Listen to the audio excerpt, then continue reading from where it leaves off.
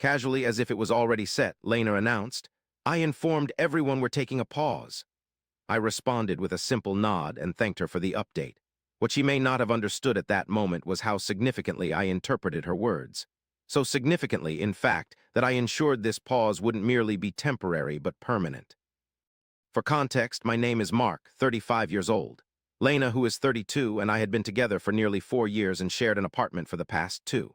That evening was just an ordinary Tuesday with no major argument or accusations of infidelity. Instead, it was Lena who suddenly brought up a potential break, stating, "I told everyone we're taking a break." I recall only blinking momentarily and responding, "Oh," not inquiring about the reason or the start date. Just oh. Finally, she looked up from her phone, slightly irritated. "Don't make a scene," she said. "It's not a breakup, I just need some personal space." And I didn't want others asking unnecessary questions. There it was repeated, her statement. "Have you informed them yet?" I inquired. "Indeed," she replied nonchalantly. "I've shared with everyone that we're taking a break. It's more convenient this way." Then she seemed to consider the conversation concluded. "You're all right with that, aren't you?" For a brief instant, I considered correcting her. I considered saying that a break isn't something one person broadcasts like a news bulletin. It's a discussion between two people, but instead I simply nodded. "Understood." This response was clearly not what she anticipated. She squinted slightly. "Understood." "Yes," I said calmly. "Understood, thanks for keeping me informed." She wrinkled her brow. "You're acting strange." Perhaps I was, but as soon as she admitted she had already informed everyone, a realization struck me. Not asked my opinion, informed them, as if the decision had already been made. She resumed scrolling on her phone content. I remained quiet, pondering over her words in my mind. Taking a pause. The way she expressed it made it seem as if it was decided for us both. So I made a choice as well. If she desired a pause, I would abide by it fully. That night following her slumber, I took action with my phone. I modified my relationship status, deleted our pictures, tweaked some privacy settings. No major changes, no sentimental messages, just truthful details. Single. Then I arranged a brief weekend getaway. After all, she stated she required space. I packed minimally and left a concise note on the kitchen counter. "Enjoy your break." No disputes, no pleas, no pursuit. Instead, I ensured the pause became tangible. She didn't comprehend my actions until much later. The peculiarity about quietness is that people often misinterpret it as consent. Lena certainly did. The next daybreak, she was whistling while preparing herself, roaming our apartment as if nothing had changed. Prior to her departure, she planted a kiss on my cheek and picked up her bag.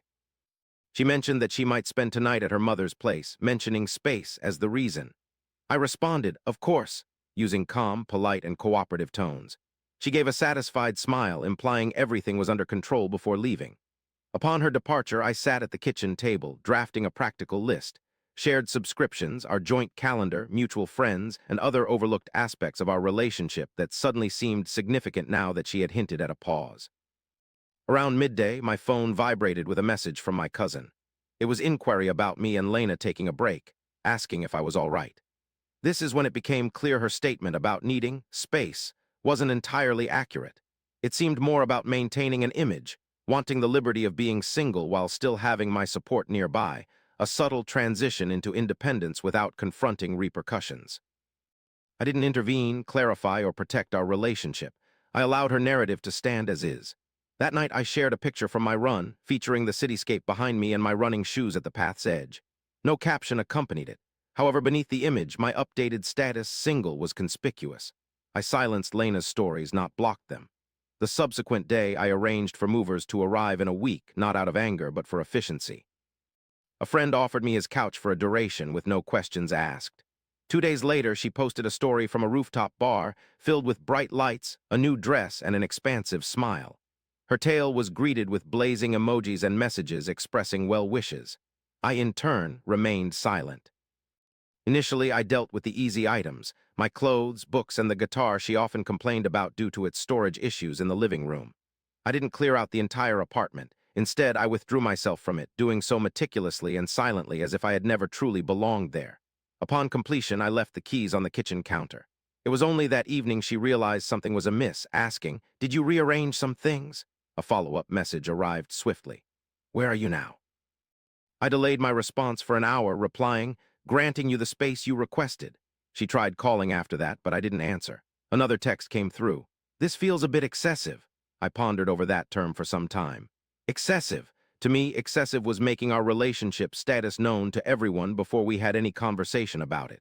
Excessive was altering our relationship status publicly while expecting me to stay put as is. My actions weren't excessive, they were plain and simple. She claimed we were on a hiatus, so I treated it as such. The following morning, I shared another minimal update devoid of sentiment. It was merely a photo taken through the window of a small coffee shop, sunlight glistening on the table. The caption simply read, "New Habits." I saw that she had watched the story twice. Her name appeared in the view notification both times. However, she didn't ask the critical question. She presumed our hiatus was time-bound with an expiration date. I chose not to challenge that assumption because by then the hiatus had already served its purpose.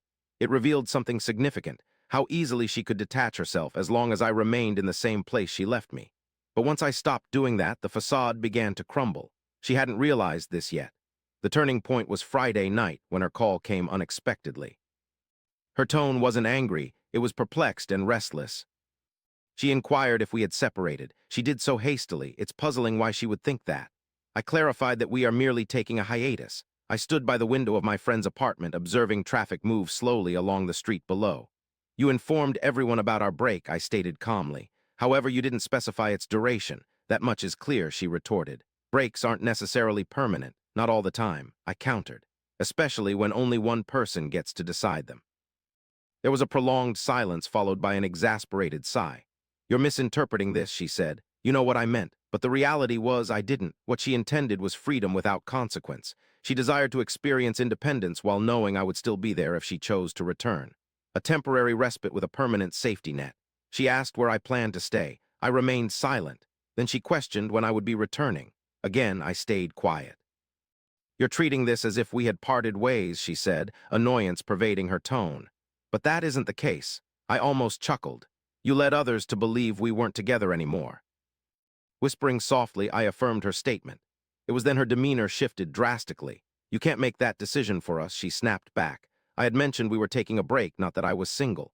"But you never clarified that to me," to which I responded. "You announced it to others first." She began accusing me of retaliating, exaggerating, and turning a small matter into a big deal. I allowed her to express herself. She continued justifying my reaction as unfair. However, she had neglected one crucial action. She never asked me to remain with her. After the call, I rechecked my phone and saw she had already posted a story from a concert. Bright lights, music, friends laughing around her, she seemed joyful, basking in the liberty of a break. So I carried on enjoying mine. That night, I made a minor alteration online, nothing extravagant, simply ensuring that if someone inspected my profile, everything corresponded to the truth. Relationship status, single, quietly, decisively, conclusively.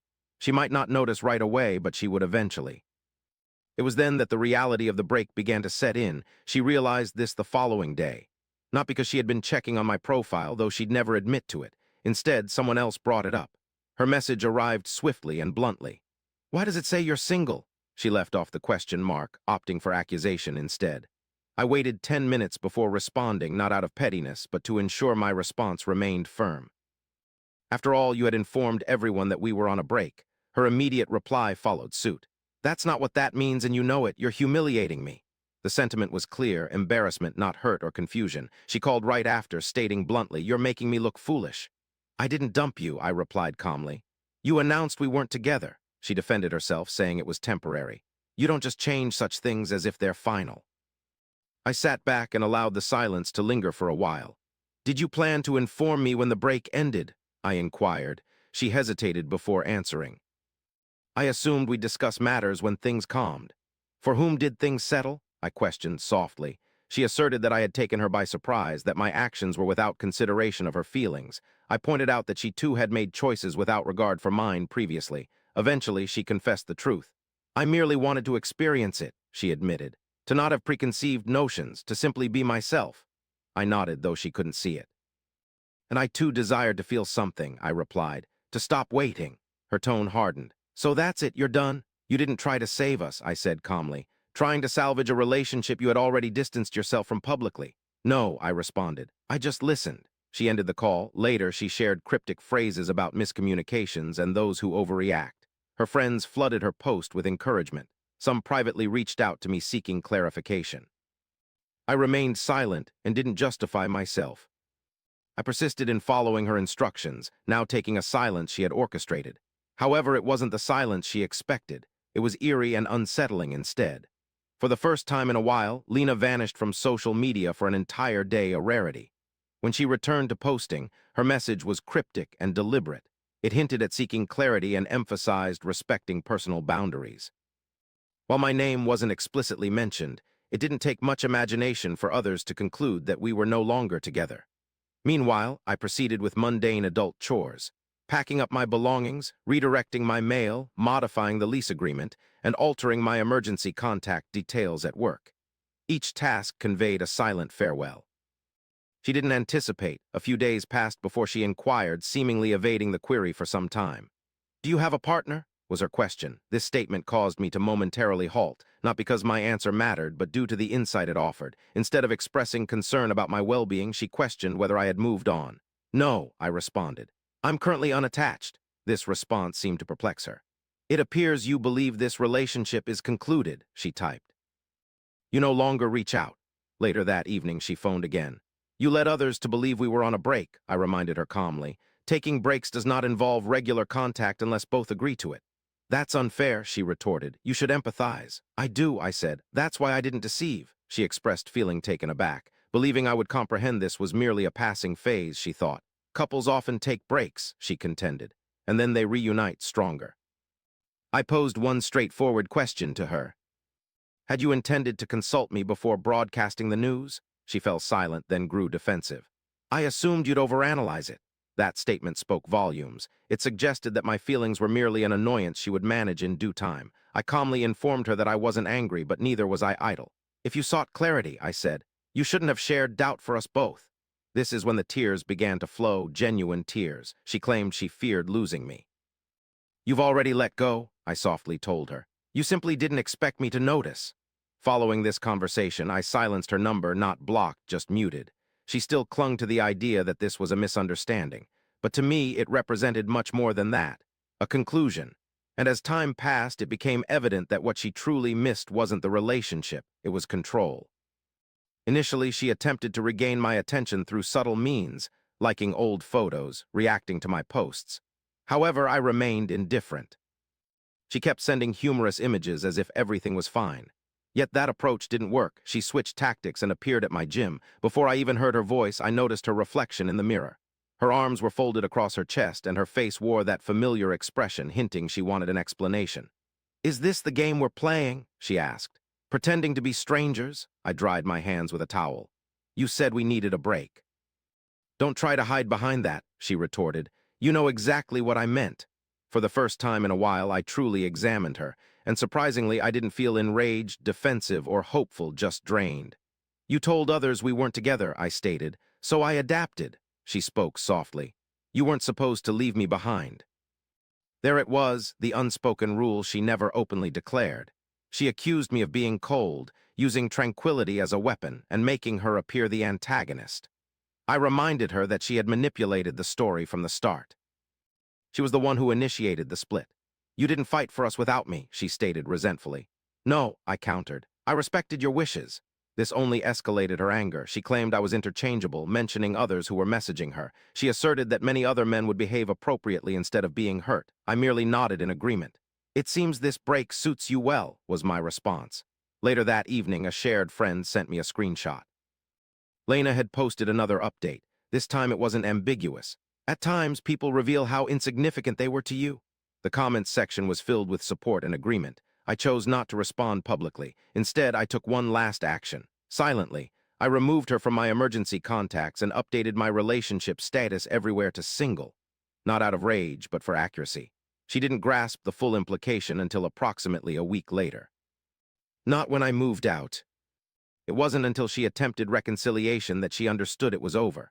Her message, "I believe we might be ready to discuss us," carried no remorse or acceptance of our current status. There was no response from me. She called, the call went to voicemail, and she called again. Another message followed, "Are you really still doing this?"